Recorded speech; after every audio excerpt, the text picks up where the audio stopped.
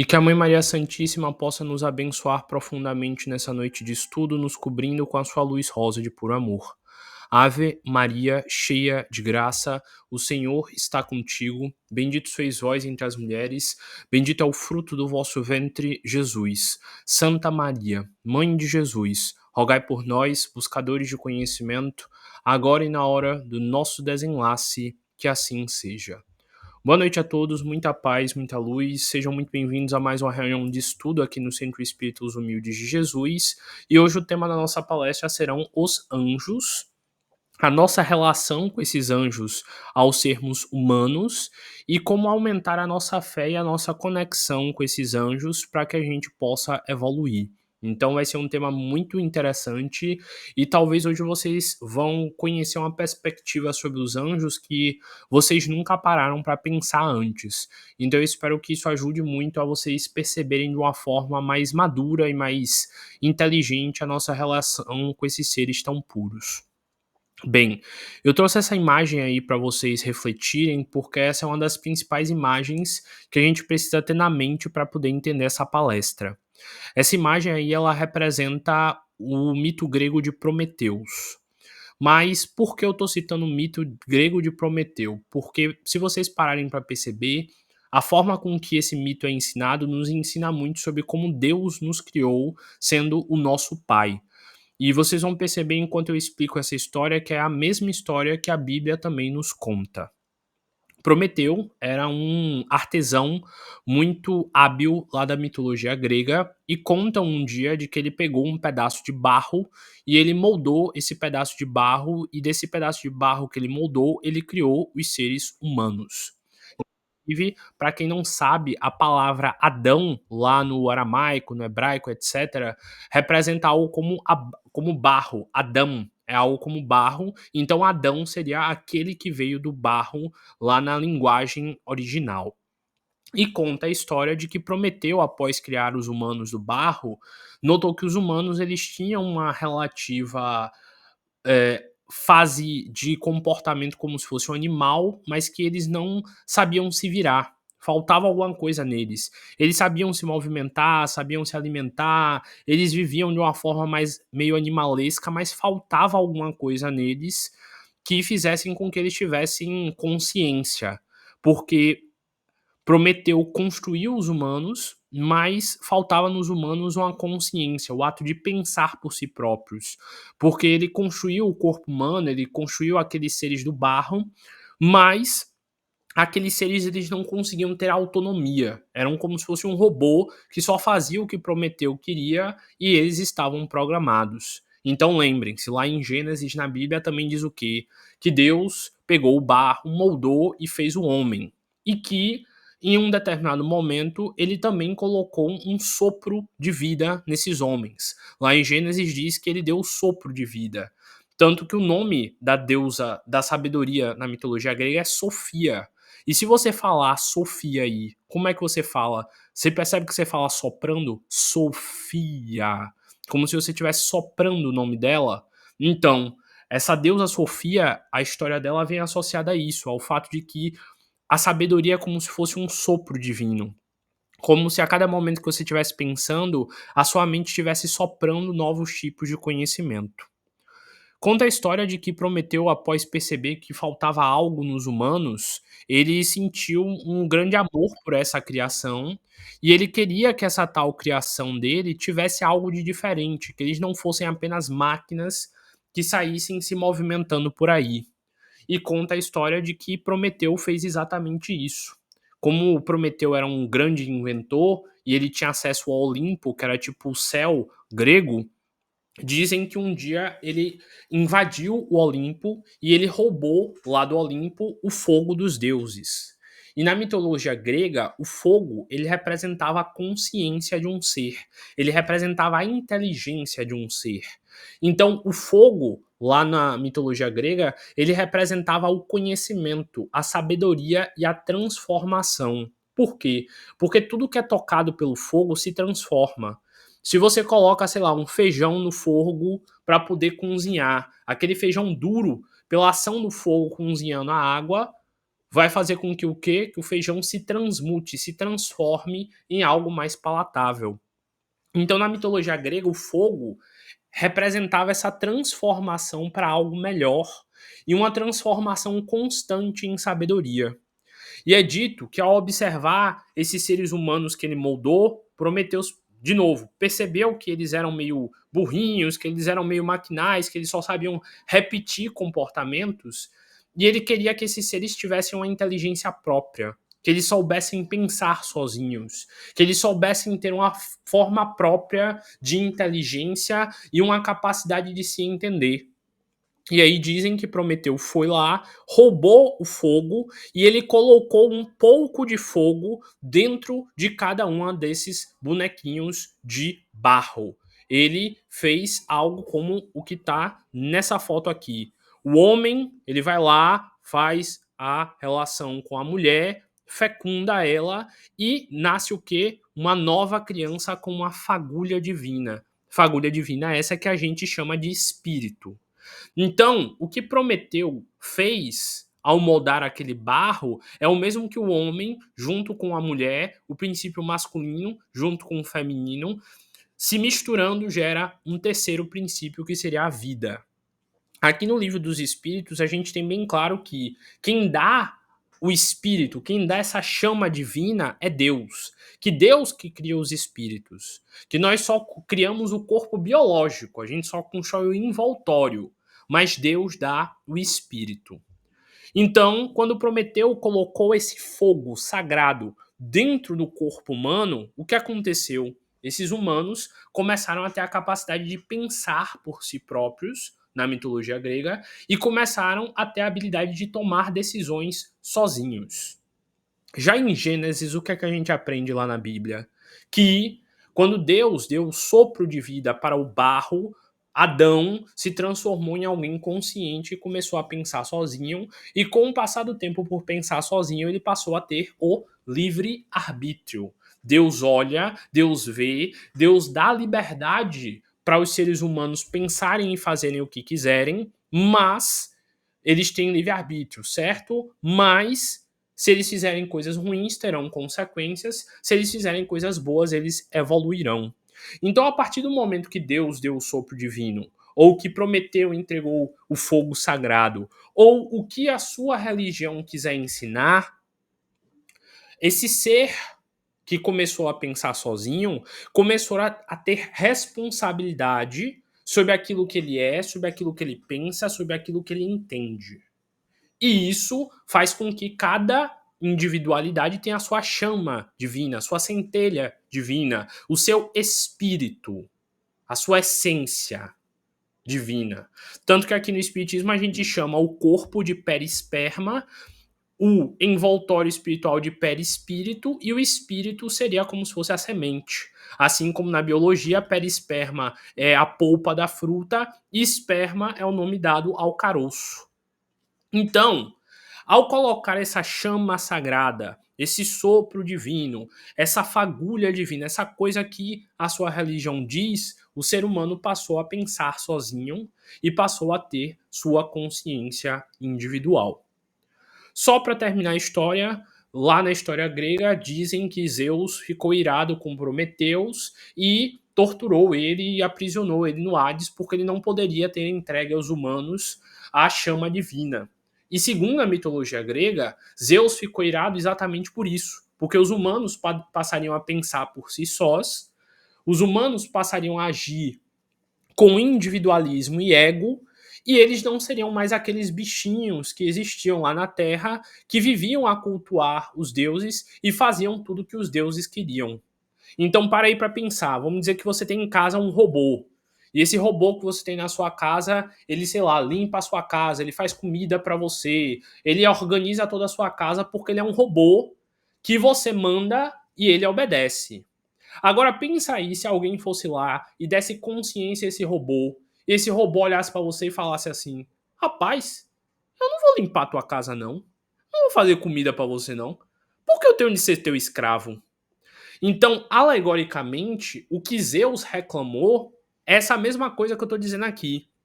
Os seres humanos, antes de Prometeus ter dado o fogo sagrado, viviam de forma passiva.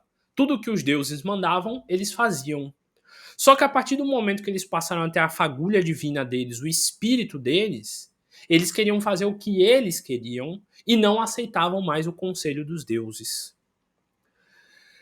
Na visão, digamos assim, filosófica da situação, se Deus é mais evoluído que a gente e ele sabe melhor pra gente o que é melhor pra gente do que a gente, tecnicamente a gente deveria ser totalmente obediente, certo? Mas o que é que acontece na realidade? A gente faz o que quer e a gente se acha dono do mundo. Pense aí numa criança pequena. Se você é o irmão mais velho ou o pai dessa criança, você espera a obediência dessa criança, né? Porque como você é mais maduro e você sabe melhor o que é para a criança do que ela própria, você quer que ela te obedeça em tudo. E como é que você fica quando a criança é mal criada, desobediente? Você fica chateado, não é? Porque você queria o melhor para a criança, vai estudar, faça seu dever de casa. Ela não faz o dever, ela não estuda, ela repete de ano, não é isso? A mesma coisa com Zeus nessa história. Ele começou a tentar influenciar junto com os outros deuses os humanos e os humanos não aceitavam, ficavam individualistas, entravam em guerras, entravam em conflitos. E o mito de Prometeu encerra assim, com Prometeu sendo punido porque ele entregou aos humanos uma coisa que os humanos não tinham maturidade para ter, que é a consciência de pensar por si só, e os deuses tentando eternamente voltar a fazer os humanos a terem consciência de que eles deveriam prestar honras aos deuses e serem obedientes. Explicando dessa forma, eu acho que ficou muito mais claro o que Gênesis queria dizer, na verdade. Quando Deus deu o sopro de vida, dessa vez de boa vontade, ele próprio Deus, o que é que aconteceu? Nós humanos passamos a ter o nosso ego, a nossa individualidade, o nosso livre-arbítrio. Mas Deus já sabia que a gente ia ser desobediente. Deus já sabia que a gente ia se perder no caminho. Deus já sabia que a gente ia ser egóico e vaidoso. A questão é que ele, como já sabia de tudo, afinal Deus é onisciente, onipresente, onipotente, ele sabia que tudo isso ia acontecer. E ele queria exatamente que isso tudo acontecesse. Por quê? Porque se um ser humano egoísta, orgulhoso, vaidoso, que se acha dono do mundo, que se acha o bambambam, bam, bam, assume que ele está errado, assume que ele quer ser diferente e ele entrega a vida dele a Deus, ele está dizendo: olha, eu experimentei os prazeres do mundo, eu experimentei os pecados, eu experimentei a corrupção e mesmo assim eu quero ser bom. Eu vivo num mundo onde o normalizado é o errado. Eu vivo num mundo onde todo mundo se entrega aos prazeres, aos vícios e tudo mais. Mas eu, ainda assim, quero fazer o certo. Porque quando eu devolver o meu espírito a Deus, eu quero ter a minha consciência limpa. Então, ser de qualquer religião que te leve ao bem hoje em dia é você dizer que, mesmo com todo mundo estando errado, você está tentando ser o mais certo que você é capaz de ser. E Deus, como sabia que nós éramos orgulhosos, vaidosos e que a gente não ia saber se virar sozinho, ele planejou alguém para cuidar da gente enquanto a gente ainda estivesse aprendendo a se virar e se tornar maduro. Da mesma forma que a mãe e o pai cuidam da criança enquanto ela é pequena, adolescente, até ela virar adulta e conseguir se prover e se resolver sozinha, Deus também colocou um assistente para cuidar da gente enquanto a gente ainda está aprendendo a amadurecer, evoluir. E esse agente que ele colocou seriam os nossos anjos guardiães.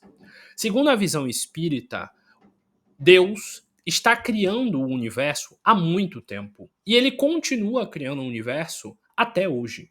Então, tiveram vários espíritos que foram criados antes de nós.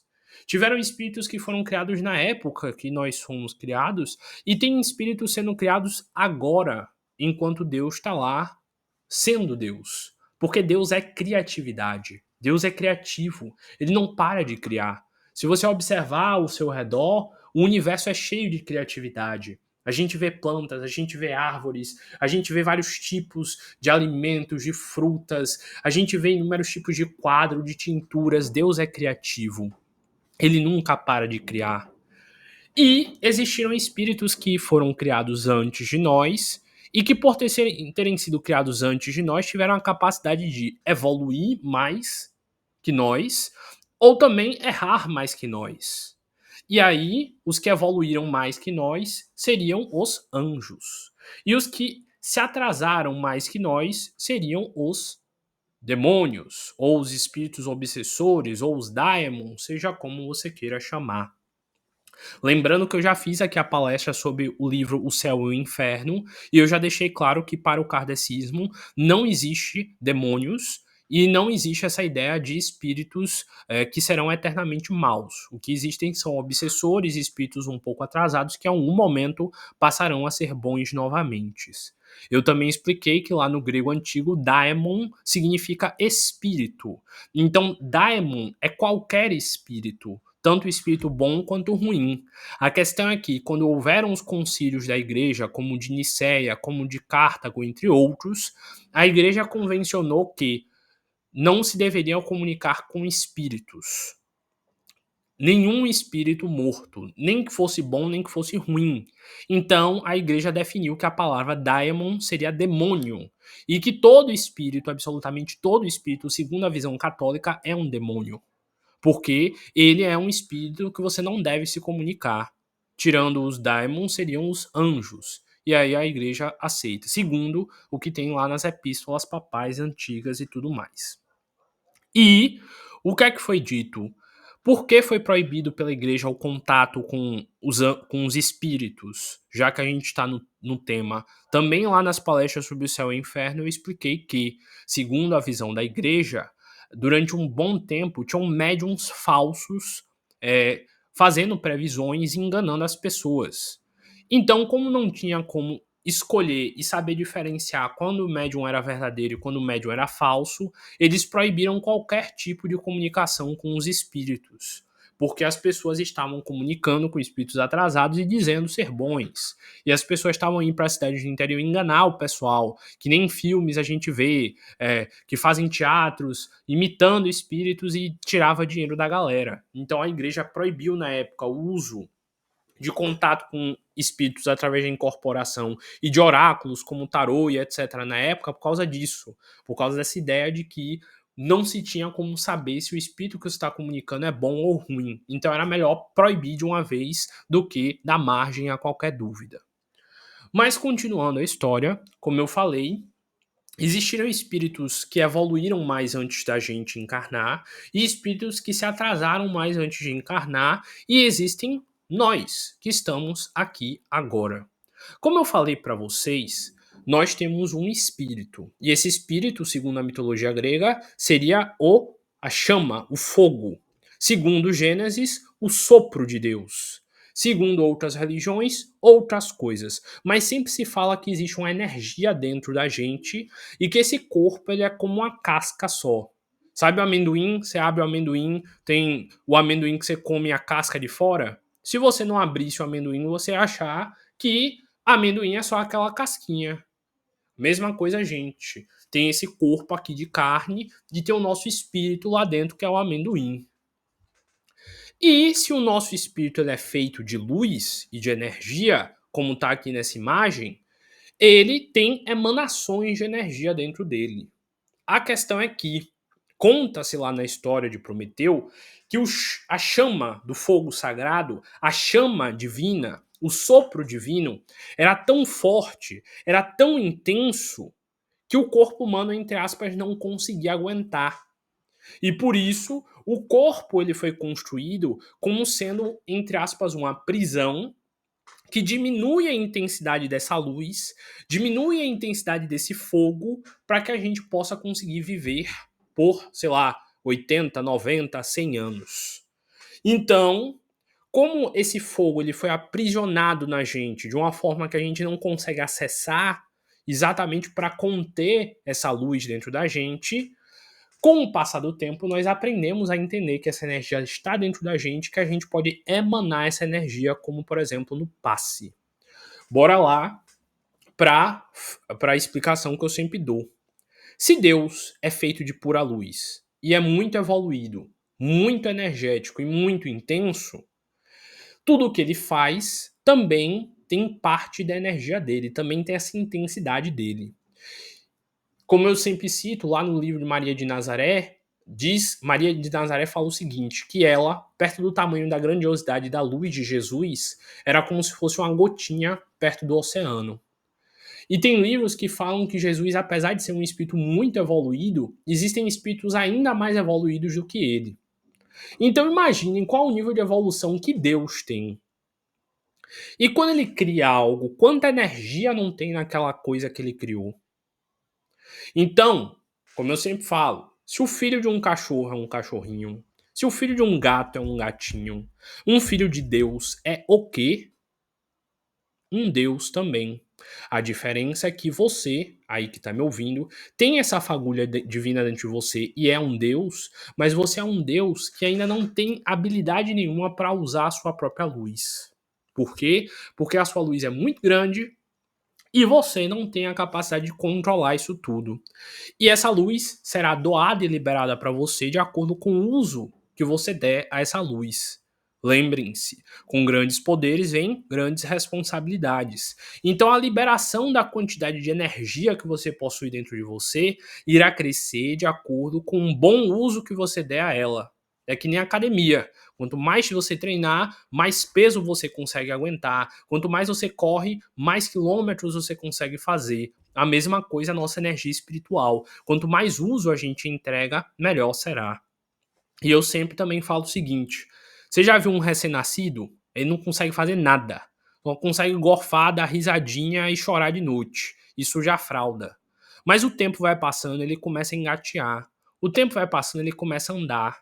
O tempo vai passando, ele começa a papar, mamãe, titia. O tempo vai passando, ele vai começando a falar frases inteiras. Tô com fome. Água. Quero água. E um momento chega onde um ser humano consegue fazer uma palestra que nem essa, de 1 hora de encadeamento lógico de palavras. E vocês também conseguem compreender essas palavras e agregar a vocês.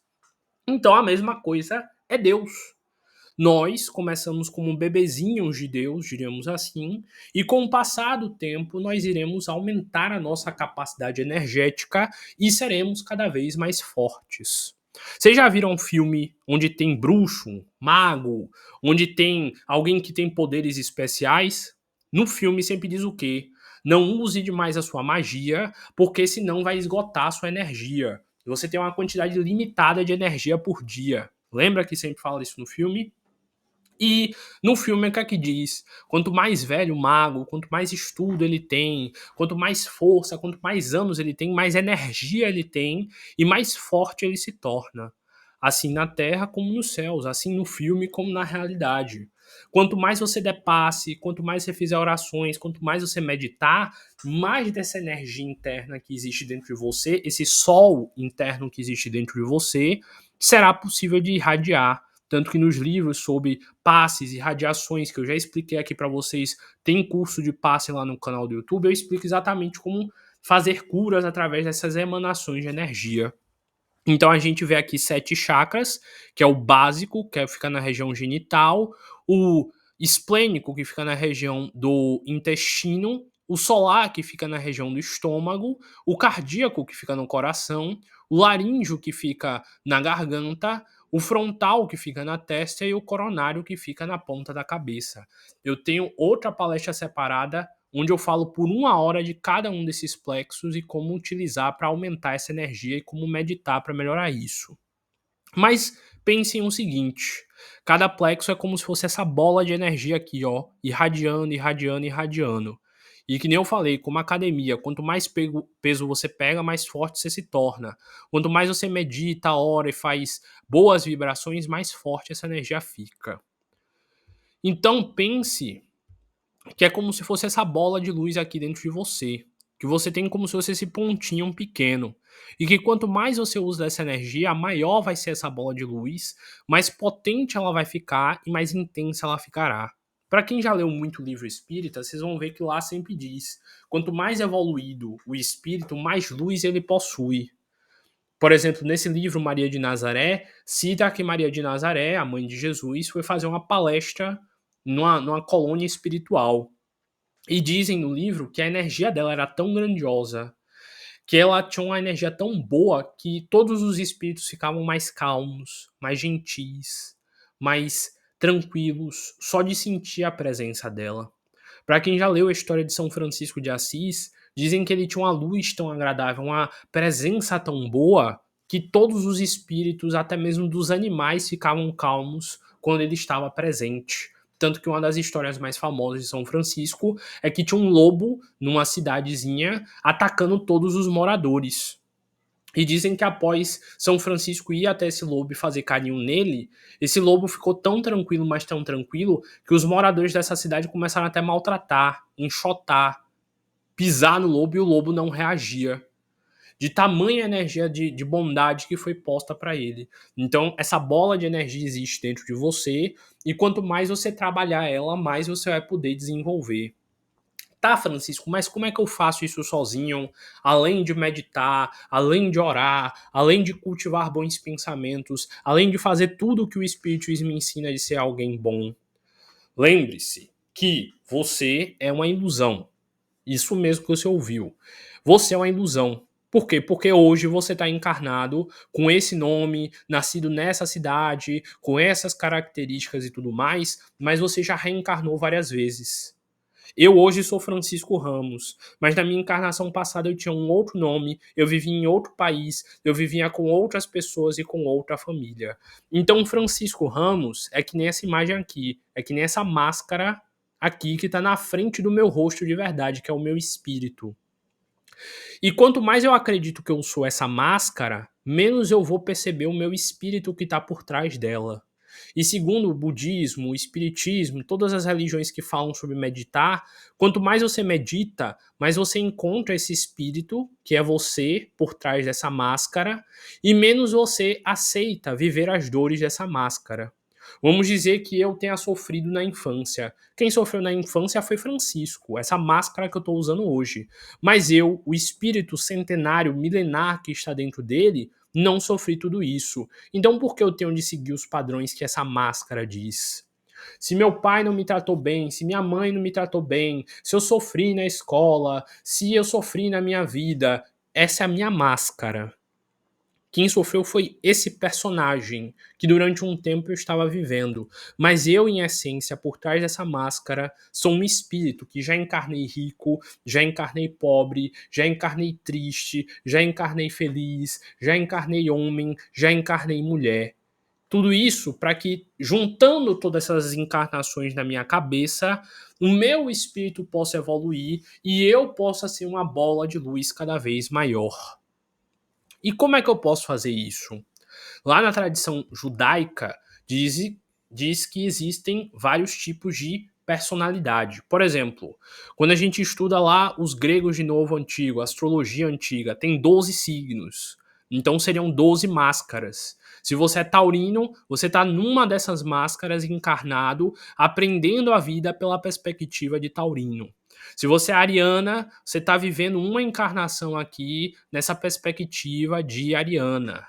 Você pode encarnar depois como pisciana, você pode encarnar depois como leonina. E isso tudo serão faces que você colocará na frente do seu espírito para que você possa viver uma nova vida. Quem já leu o livro Espírita sabe que lá, se você faz muitos crimes, sei lá, como homem, você pode encarnar na encarnação seguinte como mulher. Por quê? Porque assim, o seu espírito que estava acostumado a ser homem vai encarnar como mulher agora para poder ver a vida passando por todos os sofrimentos, opressões, enganações e sofrimentos de ser mulher. Se você era um branco que fazia racismo, você depois vai vir negro. E por aí vai. É claro que eu estou passando muito rápido por cima, dando exemplos super rasos, porque eu já aprofundei isso tudo em anos e anos de palestra. Então eu estou fazendo aqui um resumão para quem acompanha isso há vários anos.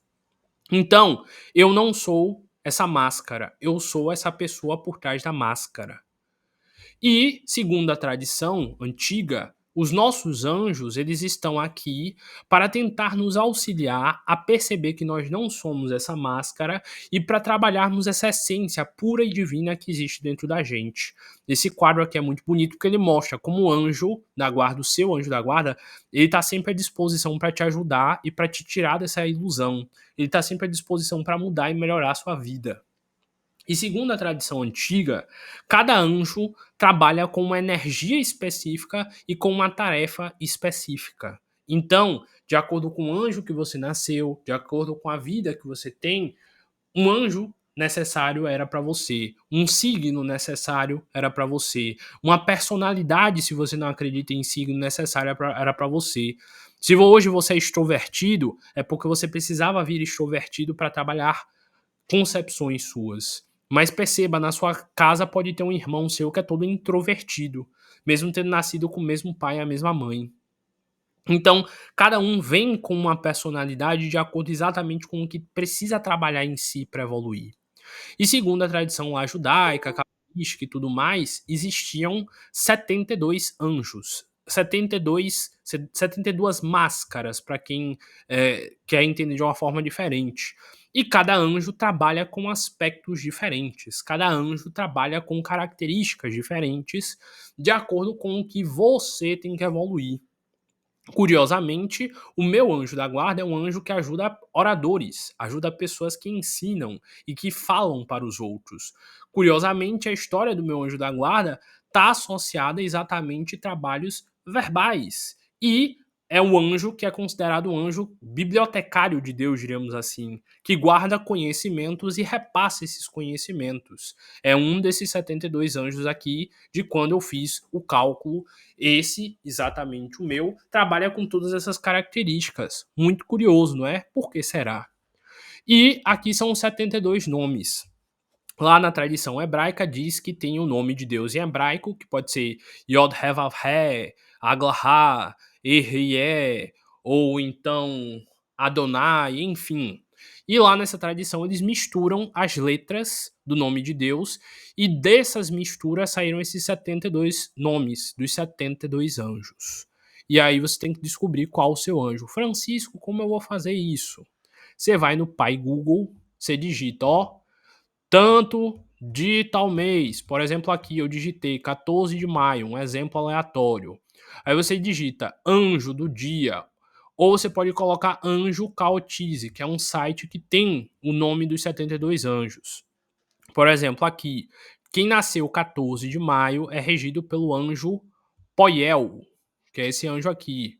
E eu já expliquei para vocês aqui o site do Caotize. El significa de Deus em hebraico e Poi significa alguma coisa lá em hebraico que é para que esse anjo trabalha. Provavelmente Poi é algo associado à fortuna, porque esse anjo aqui é um anjo que trabalha com a energia do dinheiro e tudo mais, tanto que tem pessoas lá nessa tradição que faz orações especificamente a esse anjo para ter ganhos financeiros. Tem anjo específico para amor, tem anjo específico para aprender conhecimentos novos, para aprender línguas, tem anjo específico para comerciante, tem anjo específico para tudo que vocês imaginarem. Estou aqui usando como exemplo Poiel. Poiel é um anjo associado à fortuna. Então ele vai gerar fortuna na sua vida, mas lembre-se, é fortuna não só de dinheiro, é fortuna de sabedoria, é fortuna de conhecimento, tanto que está aqui escrito, ó, essa pode ser uma riqueza que ele traz, riqueza espiritual, riqueza emocional, pode sim também ser a material e por aí vai. E aqui tem as características do anjo. Você vai ler as características do seu anjo específico. E aqui tem como é que você vai chamar por esse anjo. Geralmente, Poiel é um anjo chamado entre as 18h20 e as 18h40. Aqui, ó, todo dia quando a gente está fazendo palestra, é a hora de Poiel. O meu anjo, por exemplo, é das 19 até as 19h20. Então, todo dia, geralmente, quando estava fazendo palestra ao vivo lá no Humildes, presencialmente, era o horário do meu anjo. Aqui, ó, curiosamente, Poiel é um anjo da terça-feira. Então, hoje é um dia de Poiel. E das 18h20 às 18h40, na terça-feira, seria o melhor dia para eu fazer orações e pedir conselhos a Poiel. A vela que eu deveria acender é uma vela branca. aqui a pirita é a pedra que eu posso ter para chamar Poiel e por aí vai. E aí, como é que eu faço, Francisco? Você pode acender uma vela branca ou vela da cor do seu anjo. Você vira seu corpo na direção onde o sol nasce, que é o sol nascente que representa Deus. Afinal, Deus é uma grande bola de luz, assim como o sol. E durante o horário que você tá, por exemplo, aqui das 18h20 às 18h40, você pode fazer orações e meditações pedindo conselhos a Poiel ou então ao seu anjo. Como é que eu faço isso, Francisco? Você pode fazer mantras, por exemplo, Poiel, Poiel, fazendo, repetindo o nome dele, ou então pensando nas características e nas qualidades dele. E aí você vai pesquisando direitinho. E também, segundo aqui essa tradição, tem um gênio contrário, que seria, diríamos assim, a força oposta, que seriam as características que você teria caso você não estiver vibrando direitinho com esse tal anjo Poiel. Tem aqui também um versículo bíblico associado a esse anjo e as formas de você chamar ele. Mas, Francisco, resuma muito, o que é que Poiel vai me ajudar? Vamos lá para essa imagem aqui. Você é uma criancinha que não sabe nada, que está aqui perdido na Terra, vivendo de qualquer jeito da forma que dá, certo? E Poiel, ou qualquer anjo, é como se fosse seu irmão mais velho, que seu pai deixou para cuidar de você enquanto ele está fora de casa trabalhando. Então, toda vez que você chama seu anjo guardião, é como se você estivesse pedindo para ele ajuda, para ajudar ele numa tarefa. Quando você era pequeno, você tinha dever de matemática, ou de português, ou de história, e você não sabia responder, e você chamava seu irmão mais velho, que já tinha passado pela sua série na escola, para te ajudar, essa mesma coisa. Você é um bebezinho que não sabe usar sua luz, que não sabe usar sua energia, que não sabe usar essa força que existe dentro de você. Já o seu anjo, ele já sabe usar essa força, ele tem um pouquinho mais de conhecimento para você e ele já passou algumas séries que você não. Então, quando você chama pelo seu anjo, você está chamando exatamente para ele te ajudar nisso que você não sabe. E ele, se ele não souber resolver, o que é que ele vai fazer? Ele vai esperar seu pai chegar em casa e pedir ajuda ao seu pai ou à sua mãe, se o assunto for maior do que ele. Então, o anjo é um intermediário. Como você não pode chegar direto em Deus, você vai pedir ajuda ao anjo para que o anjo faça essa intercessão para você. Ah, Francisco, mas tem religião que diz que eu não posso pedir ajuda ao santo, não posso pedir ajuda ao anjo, que eu tenho que pedir direto a Deus. Então, siga a sua religião e boa noite. Mas se você quiser pedir ajuda a Poiel ou qualquer outro anjo ou qualquer outro santo, peça e seja feliz e mande quem está na outra religião ser feliz, muito feliz. Então, segundo essa versão aqui, você pode pedir ajuda. Ah, então pensa da mesma forma. Você está com seu dever de casa, você tem que entregar de tarde na escola, seu pai está na rua trabalhando. Você vai ter que esperar até seu pai chegar de noite para pedir ajuda na atividade só porque você não quer pedir ajuda pro teu irmão mais velho, é? Pare de maluquice. Continuando. Então, toda vez que você chama seu anjo, é a mesma coisa que pedir ajuda a um irmão mais velho. E de novo, pense sempre no anjo como um irmão mais velho. Se você é um irmão pequeno, birrento, que enche o saco, que inferniza a vida de todo mundo e que bagunça a casa toda, dando mais trabalho para ele, seu irmão mais velho vai ter boa vontade de te ajudar? Provavelmente não. Mas se você é um irmão pequeno bom, educado, que não bagunça a casa, que ajuda ele e que é amigo dele, ele vai te tratar bem e te ajudar? Vai. Então, assim na terra como nos céus, de acordo com o seu proceder, de acordo com as suas atitudes, de acordo com o que você faz, esse anjo da guarda ele vai querer te ajudar mais ou ele vai querer te ajudar menos. Lembram do que eu falei lá no início da história com Prometeu? Porque Zeus ficou com raiva dos humanos? Porque Zeus ficou com raiva de Prometeu quando eles começaram a pensar sozinho? Porque o ser humano ficou rebelde. Porque o ser humano parou de ter respeito aos deuses e começou a viver da forma que ele queria no ego e na vaidade dele. A mesma coisa eu digo em relação a você e os anjos. Se você for um bom irmão mais novo, eles vão te ajudar e abrir seus caminhos. Mas se você for um irmão chato, birrento, que tá vivendo no pecado, no erro e fazendo miséria no mundo, ele não vai querer te ajudar. E com razão. Porque assim como você tem livre-arbítrio de fazer besteira, ele também tem um livre-arbítrio de não querer te ajudar porque você tá fazendo besteira. Então, Não seja esse barro cheio de ego e prepotente que Zeus lá atrás ficou com nojo. Seja um bom ser humano, gentil, honrado e correto, que vai dar orgulho ao seu irmão mais velho e ao seu pai. De novo, Deus não tá aí para punir ninguém. Deus não é maldoso. Deus não tem raiva de ninguém. Deus não fica esperando você errar para lhe punir. Deus é por amor. Deus é pura consciência. Se você se comporta, ele te ajuda. Se você é birrento e mal criado, ele não vai poder fazer muito por você. Não porque ele não quer, não porque ele quer te maltratar, não porque ele quer te oprimir, mas sim porque você não tá fazendo por merecer. Que nem eu digo, sei lá, funcionário que trabalha bem ganha aumento. A criança que estuda bem passa de série.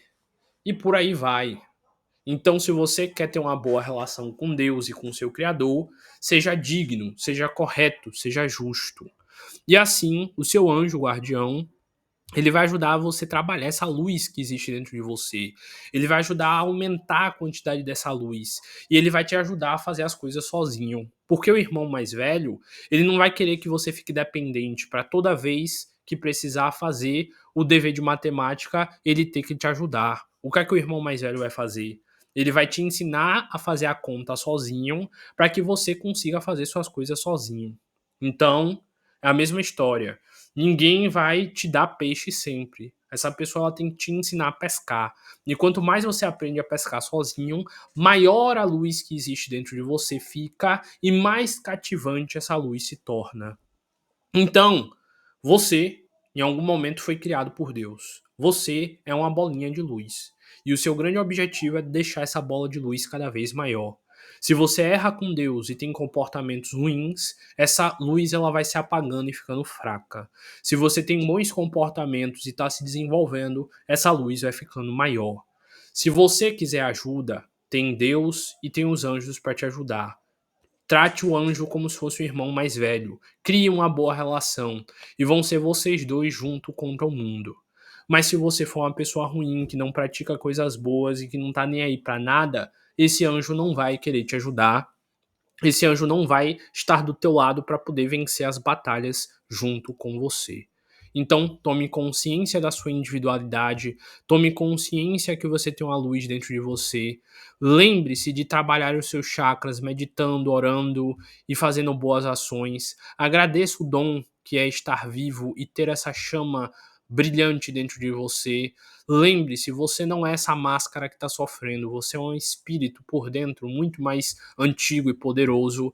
E lembre-se, tenha uma boa relação com o seu anjo da guarda, que ele vai te ajudar muito, te proteger e te fortalecer diante de todas as dificuldades.